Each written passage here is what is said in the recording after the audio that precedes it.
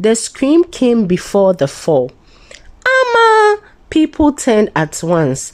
Amasewa's body hit the ground hard, right in front of the community center, the same place she had stood minutes earlier, smiling, promising hope. Dust rose, a bowl shattered, women gasped, men ran forward. Someone shouted, "She's not breathing!" This was not how her homecoming was supposed to be. Amasewa had returned to Asempa Village 6 long years in the city. She had come with plans, not problems, with gifts, not pain.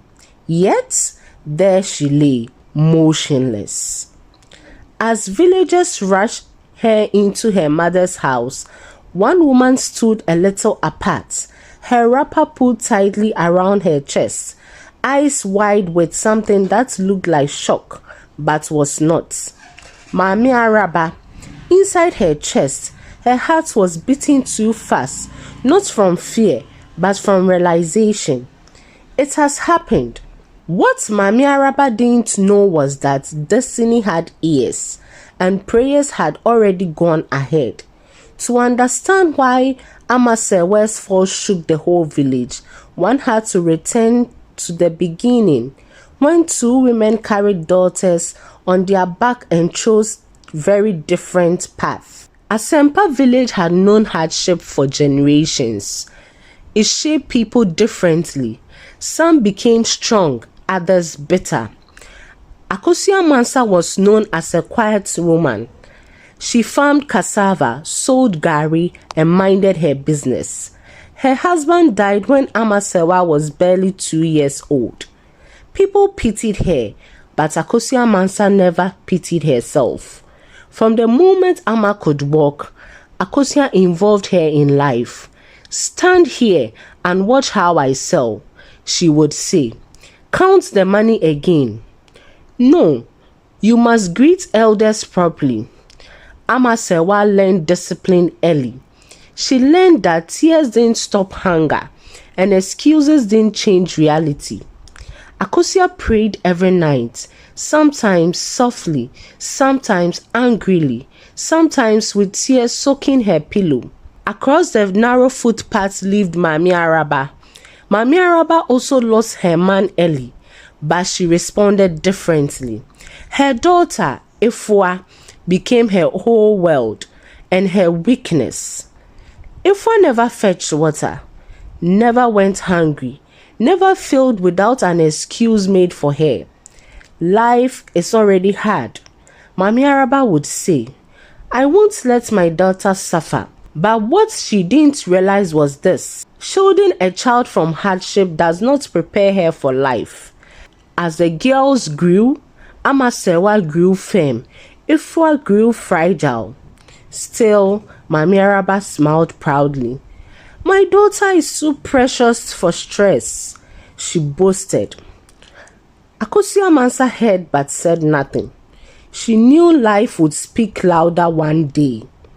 Senior high school became the dividing line. Amasewa worked tirelessly.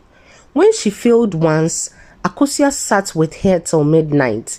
"Failure is not shame," she said. "Giving up is." Ama tried again and passed. Ifua, however, struggled. When teachers complained, Mami Araba fought them. "My daughter is not stupid," she snapped. "They don't like her." Ifua passed eventually, but without confidence, without direction. Then came the city. Amasewa left with one suitcase and a prayer. The city swallowed her whole at first. She was mocked, ignored, and overworked. But she remembered her mother's voice. "Do it again, better." She learned, she grew, she rose. Years later, she had a steady job, her own place and respect. Back in Asempa, Ifua tried different jobs but quit easily. "This one stresses me, that one insults me." Mami Araba nodded along, angry at the world. Then December came. Amasewa returned, gracefully, quietly, powerfully.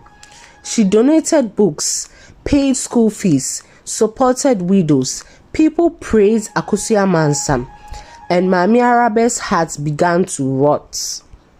At first, Mami Araba hid her bitterness behind smiles. She greeted Amma warmly, ate her food, accepted her help. But at night, jealousy whispered, "Why her daughter? Why not mine?" When Amma announced her plans to sponsor young girls, including Efwa, Mami Araba felt humiliated. "She thinks she is better than us," she hissed. That night, she went where desperate people go when they refuse self-reflection. She wanted Amma's light dimmed. She wanted Akosua humbled. What she didn't know was that Akosua Mensah had been restless for weeks. She dreamed of shadow chasing her daughter. She fasted. She prayed. On the day Amma collapsed, Akosua was already on her knees, and heaven was already listening. Amma Sewa did not die. The sickness passed too quickly. The signs didn't add up. Questions arose. Then fear did its work. The woman Mami Araba visited confessed. By sunset, the truth was naked.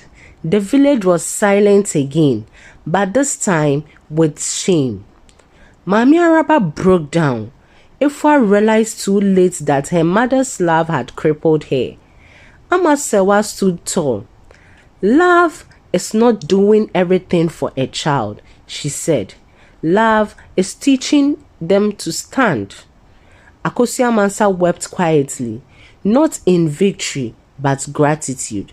And Asempa Village learned a lesson it will never forget, because prayer protects, envy destroys, and how you raise a child echoes for generations.